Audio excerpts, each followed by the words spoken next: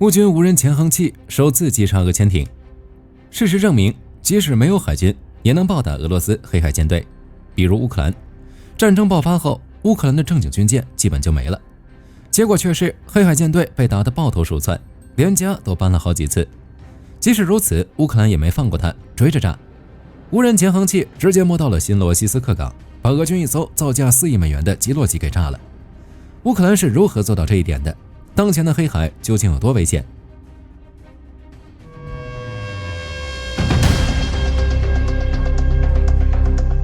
本次事件发生在俄罗斯的新罗西斯克港，在逃离塞瓦斯托波尔后，这里成了黑海舰队现在的大本营。不过，乌克兰用事实证明，无论跑到哪儿都没用。乌克兰安全局高调宣布，使用新型的 C-BABY 无人潜航器击中了俄军的瓦尔沙维扬卡级潜艇，也就是基洛级。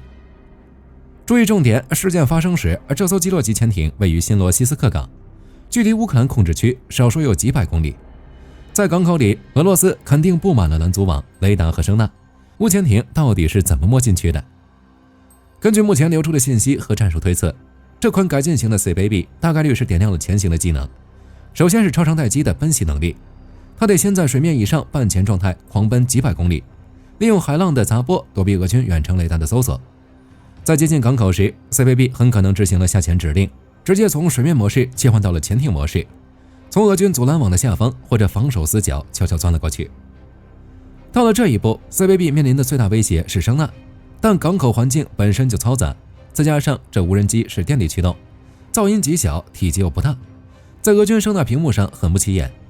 就这样神不知鬼不觉地混进了核心泊位，甚至可能在水下潜伏了一段时间，专门等着那艘倒霉的潜艇停稳的时候发起致命一击。对于俄罗斯而言，损坏就等于瘫痪，潜艇已经没办法用了。国防快报的分析人士认为，俄罗斯缺乏在黑海进行复杂潜艇维修的能力。克里米亚之风游击队报道称，爆炸碎片可能击中了附近停泊的第二艘基洛级，俄罗斯这次亏大了。当然，以上这些只是猜测，但实际情况如何还说不准。相比较无人潜航器摧毁俄潜艇，火箭军更好奇，一个没有海军的国家是如何将黑海舰队打成这样的。乌克兰的战争逻辑在战争刚开始的时候就已经决定了。这个时期，乌克兰的海军基本上就清零了，主力护卫舰萨盖达奇尼号为了不被俘虏，自己把自己沉了。按理说，海军都没了，制海权肯定就属于俄罗斯，舰艇可以随意进出。但乌克兰很聪明，既然我没有大船跟你对轰，那我就放弃硬碰硬，不跟你拼吨位和炮管子粗细，而是拼性价比和不对称。核心逻辑就是，我不需要在海上消灭你的舰队，让你没法用就行了。他们避开了正面的舰队决战，把目光盯上了俄军的高价值目标，也就是那些能发射导弹的平台以及维持舰队运作的后勤枢纽，并且通过精准打击把黑海变成禁区。乌克兰的目标从争夺制海权变成了瘫痪俄军海空作战能力。通过一波又一波的精准打击，乌克兰成功实施了区域拒制，迫使俄军舰队无法在黑海西部自由活动，甚至把战场延伸到了俄军的后方。你躲在塞瓦斯托波尔，我炸；再躲到新罗西斯克，我还炸。主打一个让你藏不住也修不好，把黑海舰队硬生生逼成了躲藏舰队。战略方向对了，还得有趁手的武器。乌克兰这次使用无人潜航器炸潜艇，靠的就是装备加情报加协同的破局体系。在装备方面，这次立功的 C-BABY 绝对是这场战争的战略核心。以前我们看它是水面无人艇，冲过去撞击俄军舰艇，现在它进化成了无人潜航器，不仅体积小，而且噪音比真潜艇低。在嘈杂的港口背景音里，俄军的声呐根本听不见，可以摸到潜艇肚子底下，只听轰的一声，机翼的潜艇就没了。这买卖简直是暴利。除了水下的无人潜航器，乌克兰还有水面装备和空中的无人机，甚至形成了群狼战术。水面无人艇吸引俄军火力，空中无人机干扰俄军雷达，然后无人潜航器趁虚而入。这种立体化的攻势，俄军军舰上的那几门 AK-630 近防炮，哪怕枪管子打红了也拦不住。其次是乌克兰的情报支撑，当然光有无人机是不够的，黑海那么大，乌克兰怎么知道潜艇停在哪个泊位，又是怎么知道它什么时候进港的？这又得提到北约的全围监控网了。天上有北约的侦察卫星盯着俄军港口的一举一动，甚至能看清甲板上水兵在干嘛。空中有全球鹰和电子侦察机，在黑海上空24小时画圈圈，截获俄军的通讯信号。更绝的是这种情报的精细程度，北约的数据链不仅仅是告诉你船在哪儿，甚至还能分析出俄军雷达的盲区、换班时间，以及防空系统的装填间隙。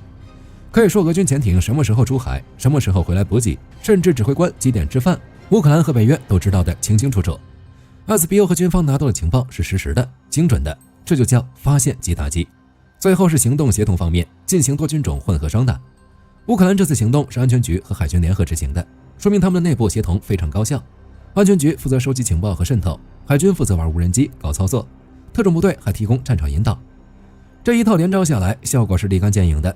我们来盘点一下俄军的损失，不仅装备被打残，还从黑海舰队大撤退，失去了制海权。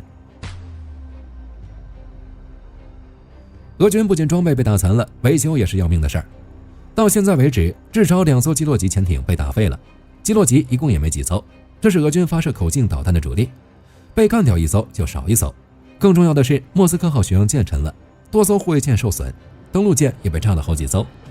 而且因为国际制裁，俄罗斯缺乏关键的零部件，修船变得异常困难。以前1个月能维修好的，现在可能得拖半年，还要花费大量的资金，这让黑海舰队的战斗力大幅缩水。最丢人的还是黑海舰队的战略后撤。以前塞瓦斯托波尔是俄军的骄傲，现在因为天天挨炸，俄军被迫把主力舰艇撤到了更远的新罗西斯克，甚至还要往格鲁吉亚的阿布哈兹跑。这意味着俄军失去了对黑海西部以及乌克兰南部沿海的有效控制，舰队的主力被迫向东收缩。相比之下，虽然乌克兰没有大军舰，但他们实际上掌握了功能性制海权。